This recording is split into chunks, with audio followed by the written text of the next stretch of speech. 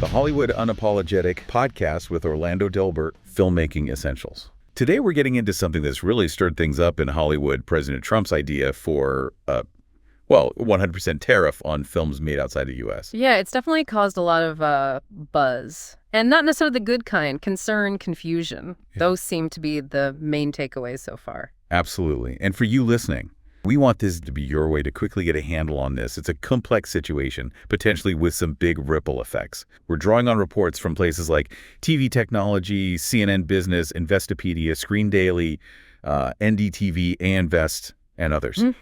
And the Motion Picture Association data is key here, too. Right. So our mission today is really to unpack what this tariff could mean, especially for what we're calling the new Hollywood generation, those just starting out or early in their careers, and raise some important questions for you to think about. Okay, so where to start? I mean, the initial reaction, it was pretty strong. It really was. CNN Business used words like baffled, even apoplectic. That's pretty intense language coming out of Hollywood. It tells you something, doesn't it? It suggests this wasn't just a minor policy tweak people were worried about. It hit a nerve, a big one. And it wasn't just talk either. We saw the markets react almost instantly. TV Technology, Investopedia, they both reported. Sheer up prices dropping for Netflix, Paramount Global, Warner Bros., Discovery. Right, which shows investors were spooked. They saw this as a potential, major disruptor to the bottom line. Yeah, it really highlights how global these companies are now. Their whole business model often relies on international production and sales. Exactly. It's not just about where they film. It's about where they sell, how they finance things. It's all interconnected. This tariff idea, it sort of questions that whole structure. Which might be why the White House seemed to soften the message a bit pretty quickly afterwards. Yeah, there was that clarification, wasn't there? Both TV Technology and CNN mentioned a spokesperson saying they're exploring all options. Right, while still using that phrase, making Hollywood great again, and talking about economic security, it leaves things, uncertain. Very uncertain. And that's the core problem right now, I think. The lack of detail. CNN, Screen Daily, NDTV, Invest, they all point this out. How would it actually work? Exactly. Like, does it hit only films made entirely overseas by foreign companies? Or does it also apply if an American studio goes to, say, Canada or the UK to shoot scenes, which happens all the time? For cost, for locations. Yeah. Yeah, and the big one, what about streaming? Does this tariff apply to shows on Netflix or Disney Plus that were produced abroad? That's a huge question. And how would you even calculate it? Modern productions are so fragmented. TV Technology brought that up, filming in multiple countries, post-production, maybe back in the U.S. Yeah. Where do you draw the line for the tariff? Is it where most of the money was spent? Where the director's from? It's messy. And think about a hit show like, Squid Game, produced in South Korea. Would Netflix suddenly owe a 100% tariff on the money it makes from U.S. viewers watching that show? The numbers could be astronomical. And right now, nobody seems to know the answer. And, while everyone immediately thought movies, the impact on TV could be just as significant, maybe even more so. Richard Greenfield from Lightshed Partners pointed that out, didn't he? He said the effect on TV could be equally chilling. Yeah, and think about those big, high-profile dramas, Lord of the Rings, for example, filmed in the UK, New Zealand. These massive shows often rely on international locations and, frankly, incentives. That's a really critical point. And TV's financing model often depends heavily on selling shows internationally before they even air sometimes. Right. TV Technology mentioned that back in the early 2000s, U.S. shows were already covering about half their first season budgets just from international sales. Half the budget. So if those deals are jeopardized, or if the cost of making the show skyrockets because you can't film overseas efficiently, it puts the whole model at risk. You might see fewer ambitious shows getting made. And this goes beyond just the direct cost of the tariff itself. Right. There's the retaliation risk. Exactly. TV Technology brought that up. If the U.S. does this, what stops other countries from slapping tariffs on American movies and TV shows being sold there? Which is a huge market for the U.S. What was the figure? $22.6 billion in export revenue in 2023. Something like that, yeah. And a big trade surplus for the U.S. in this sector, around $15.3 billion, according to the Motion Picture Association and TV Technology. So why risk disrupting that? It seems counterintuitive. Plus, think about co-productions. Those agreements between studios in different countries. They could get really complicated or just fall apart. And even the tech side, like cloud-based editing, allowing teams to work across borders.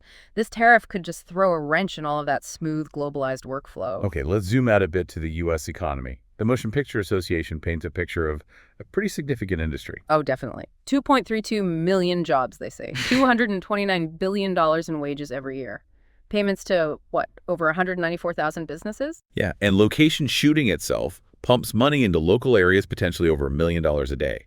So the argument for the tariff, the runaway production argument CNN mentioned, is about bringing those jobs and that spending back home. Which sounds good on the surface, but again, there's that trade surplus data from the MPA. The U.S. is already winning in the global film trade. Right. So does the problem the tariff aims to solve jobs leaving actually outweigh the potential damage to an industry that's already doing well internationally? And would it even work as intended?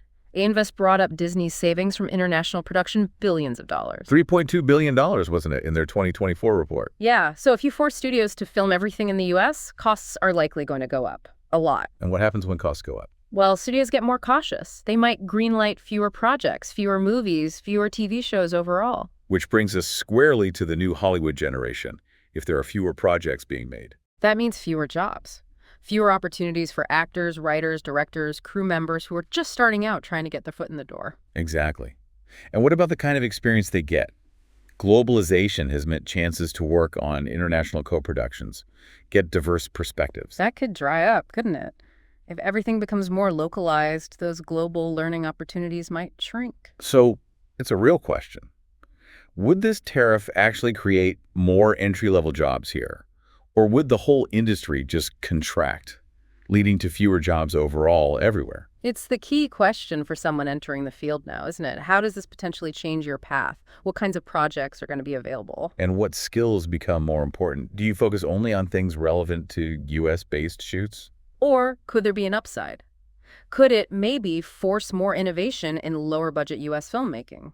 Create space for more independent voices? That's an interesting thought. A shift away from massive international blockbusters towards something different, perhaps more domestic stories. It's possible. So for that new Hollywood generation, maybe the questions are, how do you position yourself?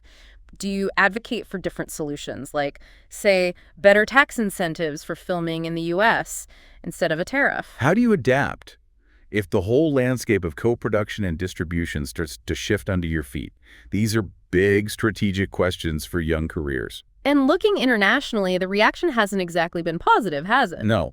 Screen Daily talked about shock and disbelief in Europe. And NDTV mentioned worries in India. They've been growing their presence in the U.S. market, and this could potentially derail that. Screen Daily also noted the UK government feeling the need to step up and defend its own film and TV sector. Then there's China. A-Invest suggested they might retaliate by letting in even fewer U.S. films than they already do. Which would hurt, given the size of that market. And again, back to the streamers, Netflix, Amazon, Disney Plus stuff. Screen Daily really hit on this. Their whole model is often produce local, distribute global. Yeah, make a show in Spain or Germany or wherever and show it everywhere. How does a 100% U.S. tariff fit into that? Does a show made by Netflix in Canada get taxed when Americans watch it? The uncertainty there is just massive for their business plans. So wrapping this up, it's clear this proposed tariff isn't just some minor policy detail. It's thrown a huge amount of uncertainty and, frankly, fear into the global film and streaming world. Absolutely. The potential for disruption is enormous and maybe especially concerning for that new Hollywood generation trying to build careers in this landscape. Which leads us to, I think, a really crucial closing thought for them, for you listening. Given all this potential change, all this uncertainty we've talked about, what are the fundamental things you need to hold on to? What principles, creativity, collaboration, maybe sheer resilience are going to be the most vital for you to really cultivate as you move forward in your careers, regardless of how these specific policies shake out? That feels like the core question. It really underscores how much the entertainment world is tied to these bigger global forces and how quickly things can seem to shift. Staying informed, being adaptable, maybe even finding your voice to advocate for the industry you want to see, that seems more important than ever. You can find more insights on navigating the entertainment industry and achieving success in Orlando Delbert's work, including his book, Pollyanna's Tear-Soaked Battlefields of Hollywood, a survival guide against the cynicism and the hypocritical, and of course, the Hollywood Unapologetic platform. And always remember, you are the key to your own success. You are the new Hollywood generation. Be informed, be prepared, and most importantly, be great. That's it. Be great. Good luck out there. See you next time.